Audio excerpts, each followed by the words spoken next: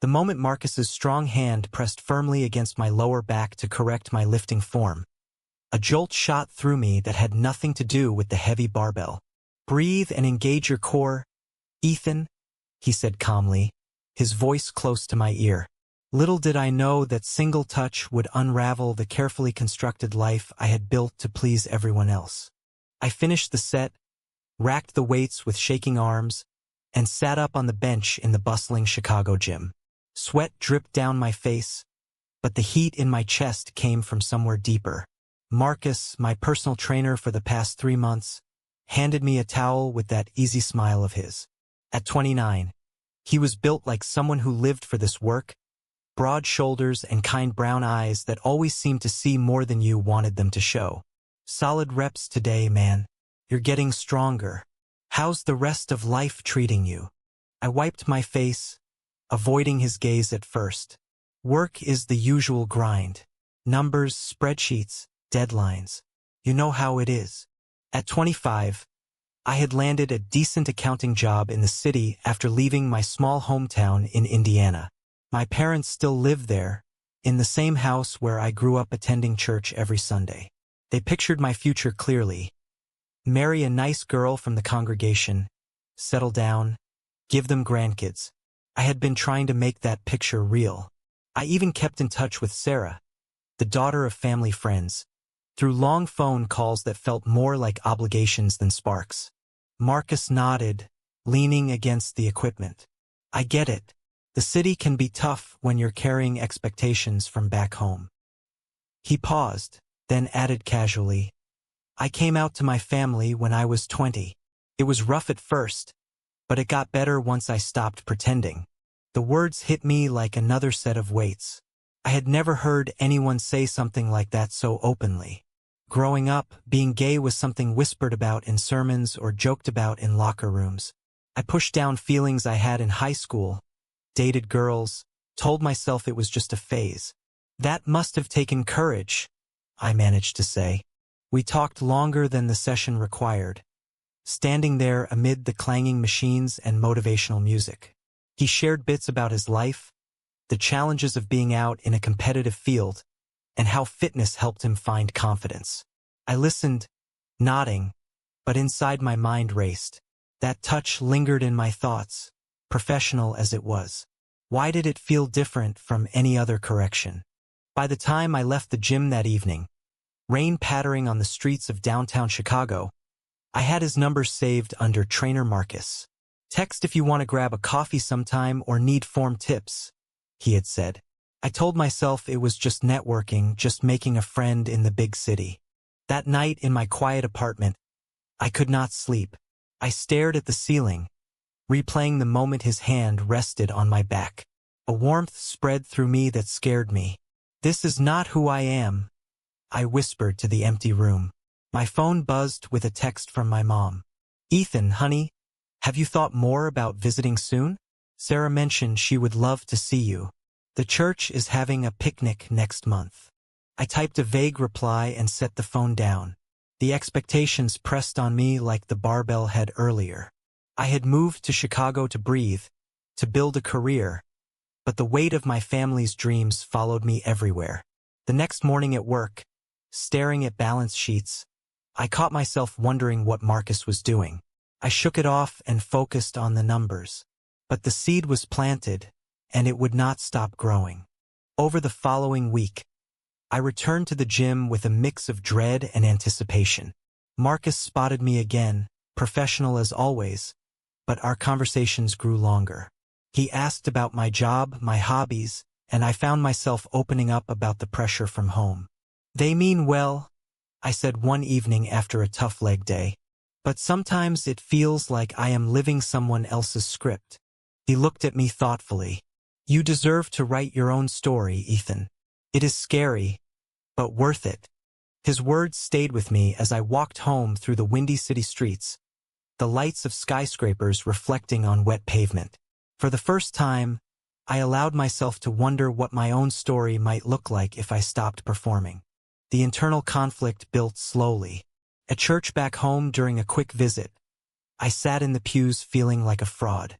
The pastor spoke about family and traditional values. My dad clapped me on the back afterward, proud of his good son. Mom hugged me tight, whispering about how Sarah would make a wonderful wife. I smiled through it all, but the touch from Marcus echoed in my mind, a quiet rebellion I could not silence. By the end of the month, I texted Marcus to meet for coffee. It felt innocent enough, two guys talking fitness and life. But as I sat across from him in a cozy cafe near the lake, watching the way he laughed and listened without judgment, I knew something fundamental had shifted. The touch at the gym had been the spark. Now the fire was catching, and I had no idea how to put it out without burning everything down. Marcus stirred his coffee, the steam rising between us as we sat by the window overlooking Lake Michigan. "So tell me more about growing up in Indiana," he said. "Sounds like a tight-knit community." I hesitated, then opened up more than I intended. The words spilled out about Sunday services, youth group, the pressure to be the perfect son. "My dad is a deacon at church. Mom organizes everything. They sacrificed a lot for me to go to college and move here.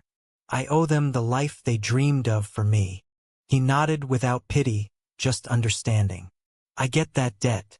My parents struggled too. When I told them I was gay, it felt like I was throwing their sacrifices back in their faces. Took years for things to mend, but they are trying now. Not everyone gets that chance." His honesty disarmed me. Over the next hour, we talked about everything from favorite movies to the loneliness of the city. He shared stories of his own early struggles, the friends who drifted away, the courage it took to live openly.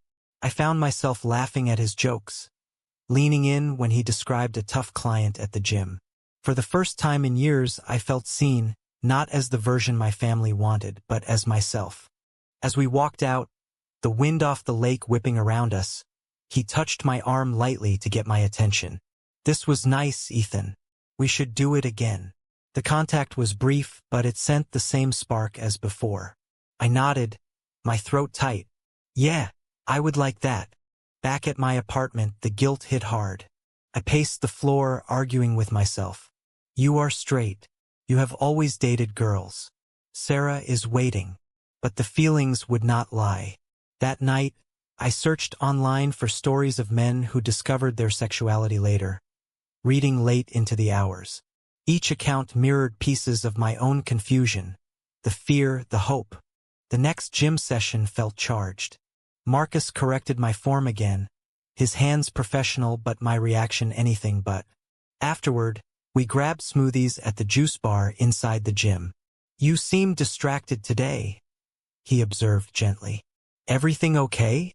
I took a deep breath. I think I might be questioning some things about who I am.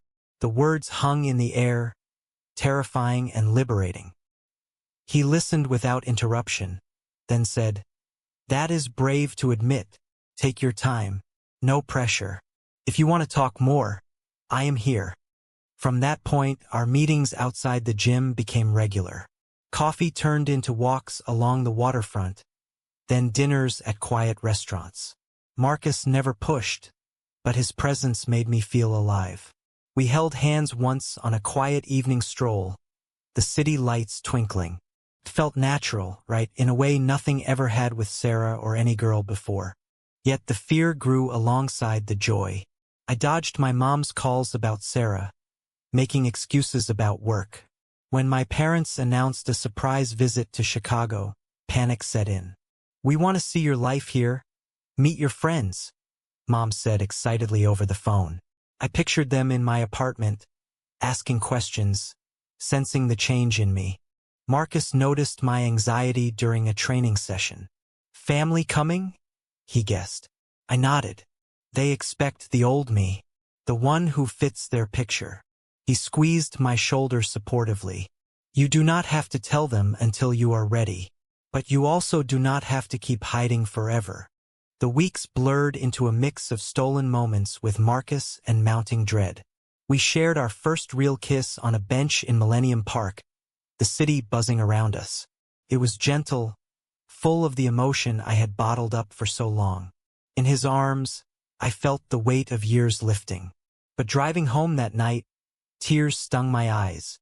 What price would this happiness demand?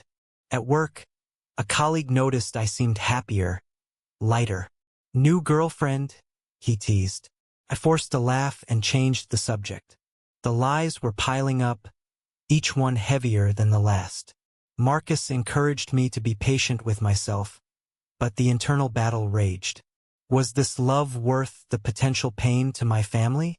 The question haunted my nights as the visit from my parents drew closer. My parents arrived on a crisp fall weekend, suitcases in hand and expectations high. Dad shook my hand firmly at the airport. Looking good, son. That gym work is paying off. Mom hugged me tight, smelling of the same perfume from my childhood. We cannot wait to see your place and meet anyone special in your life. I showed them around Chicago, the tourist spots, my office building. They praised my apartment, the view of the skyline. Over dinner at a nice steakhouse, the questions came. How is Sarah? She seems so fond of you in her messages.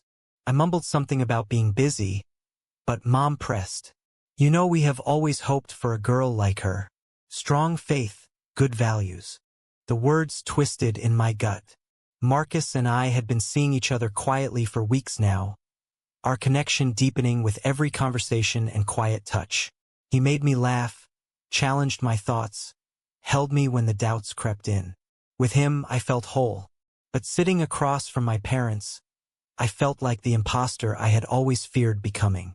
The next day, they wanted to visit my gym. My heart pounded as we walked in. Marcus was training another client, but he waved when he saw me. Hey, Ethan. Good to see you. I introduced him casually as my trainer. Dad nodded approvingly at Marcus's physique. Solid guy. You are in good hands.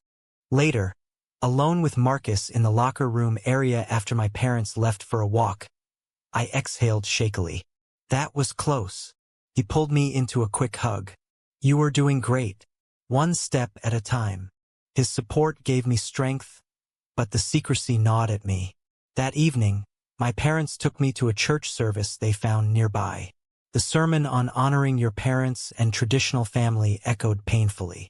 I sat rigid, Marcus's face flashing in my mind. Our relationship continued in the shadows.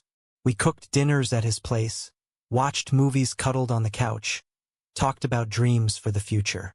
Marcus dreamed of opening his own fitness studio one day. I confessed my secret wish to travel, to write about life instead of just balancing books. The intimacy was emotional, tender, built on trust and shared vulnerability. One night, after a long talk about faith and identity, he said, God made you this way for a reason. Love is never wrong. I wanted to believe him, but the calls from home grew more insistent.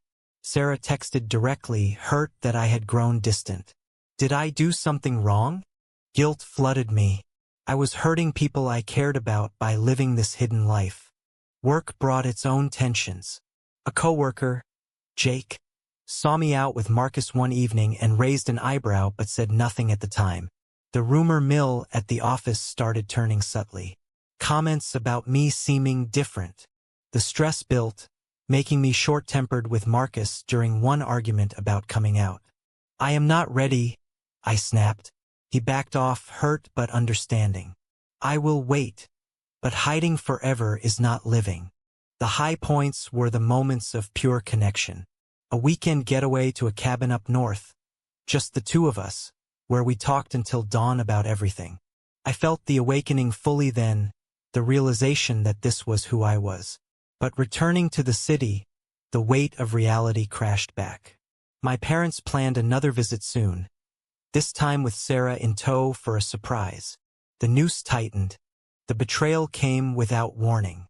Jake from work had seen Marcus and me holding hands at a quiet cafe. Instead of talking to me, he mentioned it casually to a mutual friend who still attended my family's church back in Indiana. Within days, my phone exploded with messages. My mom called first, voice trembling. Ethan, is it true? Someone saw you with a man. Holding hands. Tell me it is not what it sounds like. I froze in my apartment, the walls closing in. Marcus was with me when the call came. He squeezed my hand as I tried to explain. Mom, I have been figuring things out. The silence on the other end was deafening. Then Dad took the phone. Son, this is not you. The devil is testing you. Come home. We will pray together. Sarah is worried sick. The confrontation escalated quickly. My parents drove to Chicago the next day, bringing my uncle, a stern pastor. They sat in my living room, Bibles open, quoting verses I had heard all my life. You are throwing away everything we taught you, Dad said, eyes filled with disappointment. Mom cried, begging me to repent and end whatever was happening with that trainer. Marcus waited outside, respecting my space but ready to support. When I told my family about him, the room erupted.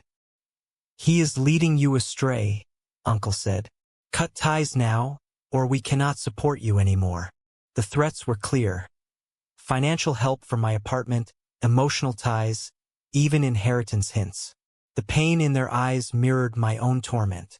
I argued back, voice breaking. This is who I am. I have never felt this real before. But the words felt hollow against their certainty. They left that night, urging me to think of the family name, the church community. Sarah called later, in tears. I thought we had something. How could you lie to everyone?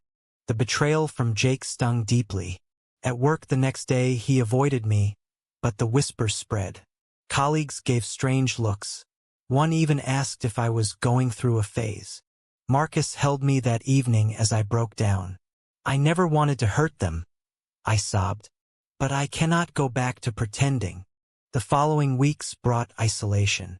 Some friends from home stopped responding. My parents' calls became infrequent and cold. Marcus faced his own challenges when an old client made derogatory comments at the gym after hearing rumors.